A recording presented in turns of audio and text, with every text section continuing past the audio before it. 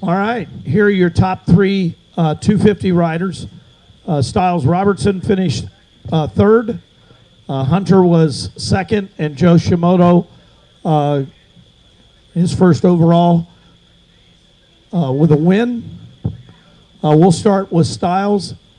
Styles, seemed like you were in the thick of things all day long, and oftentimes it was more like a demolition derby back there in the 3, 4, 5, 6 range. You really had to be on your toes today. Yeah, it was pretty crazy. The first moto actually got a good start and tucked in behind the Lawrence brothers and Joe for as long as I could, and then got a little tight, and then after that I just kind of tried to stay there, and then Jet's bike ended up breaking, and got kind of gifted the third a bit, and my teammate RJ was coming at the end, so I had to empty the tank at the end, and then I was like, dang, we got another one to go. But yeah, second moto was good as well. Just went down and made it hard on myself, but no, first podium at RedBud is special for sure. Consistency obviously pays off. Yeah, 100%, and 2 good starts helps a lot too. You get into that 28-minute mark, and I think as I recall, both motos, the leader came by with like 10 seconds on the clock. And, how does that feel? I don't know if you're even paying attention or not until that 2 card comes out. But if they were just a few seconds slower, you would have had one less lap. Yeah, actually my mechanic on the last moto put 3 to go, and then I came around, I was like, all right, well, the 2 lap board will be out. I come around, there's still 2 lap board. I knew RJ was coming. I was like, dang it. But no, just put my head down and made it happen. So you guys were the second moto. You're usually the first moto. We saw a big difference in the track from your practice session till the last moto of the day, and we noticed there was some, hard-packed stuff coming up, and we saw different riders. Did you struggle with that at all? Was traction consistent? Yeah, a little bit. It got hard when I tucked the front. Actually, in the second moto, it was because it was hard pack, and I was trying to push a little too hard. But I ran a paddle all day. But I enjoy being second moto, honestly. Just track's a bit more developed, and it's rough and kind of more of a man's track, I guess. Good day for Central California. 100%, and only USA person, or American person, wow. Only American person on the podium, so that was pretty special. All right. Well, thank you for representing. Thank you. Hunter Lawrence is with us. Hunter, you were right up there the whole day.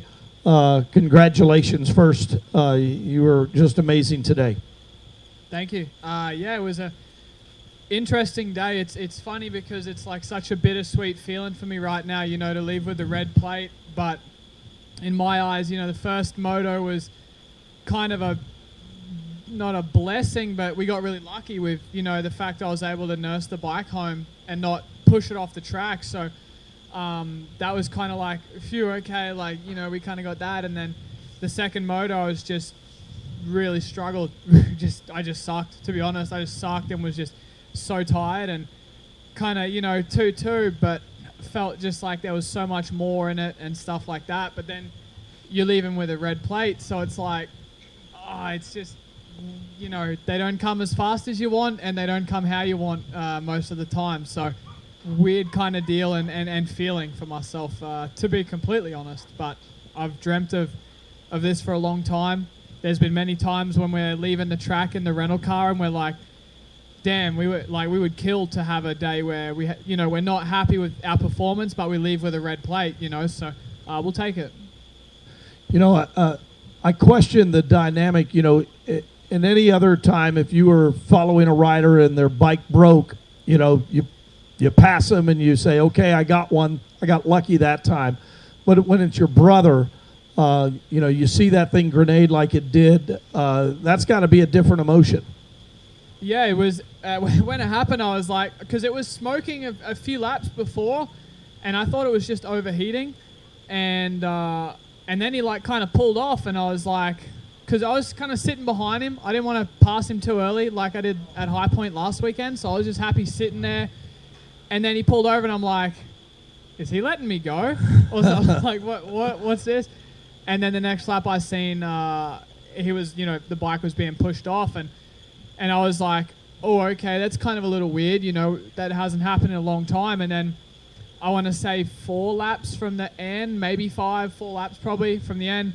Right in that same section, my bike just dropped different tone completely, and I kind of got scared because I'm like, oh, I can't be pushing this thing off the track. So I just shut it down completely and was like riding around half throttle, just literally just trying to bring this thing home. So Was it in your head, or was there an issue? No, there's actually an issue. It was the same issue as Jet's bike. Both the engines got pulled apart immediately, and yeah, it was the same thing. I think I just kind of, the fact I seen his one go, obviously it's in my head like, oh, okay, I'm on the exact same bike, and then once I heard like that engine tone change, I like backed it off immediately and just kind of tried to nurse it home. And I think that you know, if I maybe pushed it a little more, I could have been pushing it off as well. So What a story. What a story. Wild. Hunter Lawrence, thank you. Joe Shimoda, what a day. What a day. You couldn't have written the script in Moto number 1 any better. You were tenacious in Moto number 1, and the celebration was unbelievable. So let's just get to that point and talk about, how did you feel in the first Moto? Yeah, good. I mean, can't do much better than first, but yeah, good start. That's all I was looking for at first, and then yeah, after that, I think I was behind Hunter for a little bit, and Jet passed me, and yeah, his bike obviously broke, and I wanted to battle with him too, but you know, you can't do much about it. But no, just never gave back, kept pushing, and happy to take the first win. You had great speed in the first Moto, and it was just from someone that was watching the race, it was riveting. It was just awesome to see you go through, and you won a lot of fans over today. Even before you took your shirt off, I think this RedBud crowd embraced you and loved you for the hard work. They saw that hard work. Yeah, I mean, so you put the I Love USA on your chest. What was that all about? I don't know, to be honest. Like, before even I race, I'm just kind of happy that they gave me an opportunity to stay here, and yeah, like, I just love to show that I love USA, and I hope everybody get it, and yeah, better than nothing. So Davey Coombs came over to me after your first Moto, and he said, you're the first Japanese rider to win a Moto in America.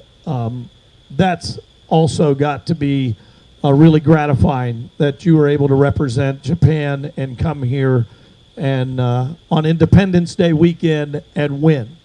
Really? Yeah, first Japanese rider to win in America at a United States AMA national. So that's you can add that to your scrapbook as well. He broke another record too.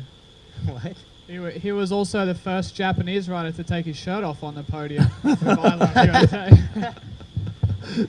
Yeah, so then Moto 2 came about, Yeah. and things weren't so good at the beginning.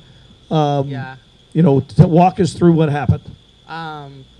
Yeah, I got a bad start, like I always do, and I would try to make as much as possible on the first lap, but then I think it was RJ that crashed on the roller, and I landed on his bike, and after that I would just try to catch as much as possible, and at one point I was running third, and I had like probably 5 laps left, but from that crash I think it bent my front roller, so last 3-4 lap I had my front roller kind of locking, so I had to back down for a little bit, but just enough to keep the position third. So I guess that took the overall. So. We saw the replay where you were looking down and you were pointing over your number plate. I think that's when you went through the mechanics area. Yeah. I mean, I was acting a little weird, so I just wanted to see what I can do. And now you're, what does it feel to put Mitch back on the box? It's been a long, dry spell for Mitch. Good. yeah, I mean, yeah, more for us. That's right. More for you. More for you. And I spoke to Mitch after the event, and he couldn't have been happier for you and his team. And it's a bit surreal. We're impressed, super Yeah. impressed with the Joe show. I think he's stoked about it. I hope he's stoked about it. Yeah, he is. All right. So what about? I have one thing. Go ahead, Hunter. So it's a special day for Joe, his first overall win. I don't know, maybe it's a little like out there, but I think you should get the I Heart USA tattooed, like a permanent tattoo. It's a special meaning, you know. I think it would be a good look. No, dude. Come Get on. out of here. Joe, we're not gonna help him here. Okay, he's not gonna pressure you into that. I like USA. Yeah, like, I love it, but tattoo here, USA. We understand. We understand. Okay. Anybody have any questions for these gentlemen? Hold on one. Announcer told me to take the shirt off. I'm like, am I gonna shoot like a porn video or something? Hey, Mitch Kendra from Racer X. Joe, we'll keep it with you. Obviously, after the chaos in the second moto, you're just trying to get as many guys as you can. Did you have any idea where you were, or like, can you just talk about that process? And I'm sure you got the message a little bit late in the race, but do you have any idea like where you are? Can you keep tabs on people and kind of tell what's going on, or can you talk about that a little bit? No, to be honest, not really. I didn't really look at the pit board. Last time I looked at pit board, it was 7th place.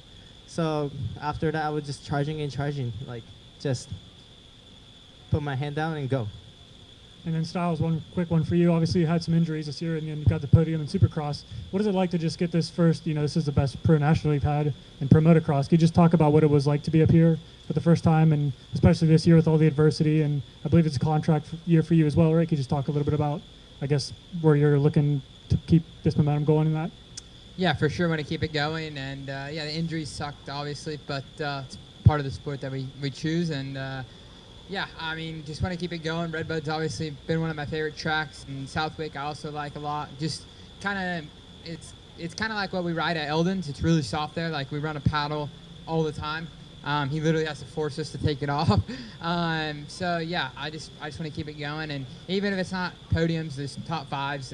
Obviously, I want to be on the box and want to keep moving forward. But my main goal this year is just to finish this season. I haven't finished the season yet, and that's really what I want to do. And yeah, contract year, but you know, we'll see what happens. And then last one real quick for Hunter. Obviously, the points lead, riding really well. You're going back to Southwick now. You got your first 1-1 last year there. Obviously, you got to be a little bit confident heading into there. Can you talk a little bit about that and previewing next week? Yeah, I like Southwick. It's cool. I like it. It's cool to have the red plate for there. Anything can happen, but we're just gonna, you know, take it race by race and just enjoy ourselves. We dreamt of you know, times like this, and there'll be times where we miss it. So you got to enjoy it while you're in it. And I mean, just live your life, and I mean, yeah, just enjoy it. Honestly. Awesome. Thanks, guys. Anything else? Anybody got a question? All right. Who had it? You? Okay. Yeah, so Matt Huggett, Direct Motocross. So Hunter, it's not a stretch to imagine yourself and your brother riding for Australia here in September. Which one of the two of you is going to ride a 450?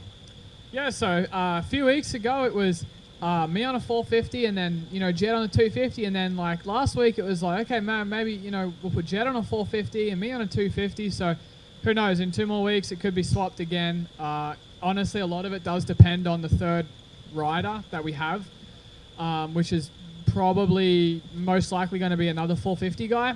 So it'll be one of us on the 250. Obviously with Jet going up next year for outdoors, it'll, you know, makes more sense for him to be on the 450. But yeah, obviously fingers crossed we stay fit and healthy to, you know, race at the nations for our country, and yeah, it would be awesome.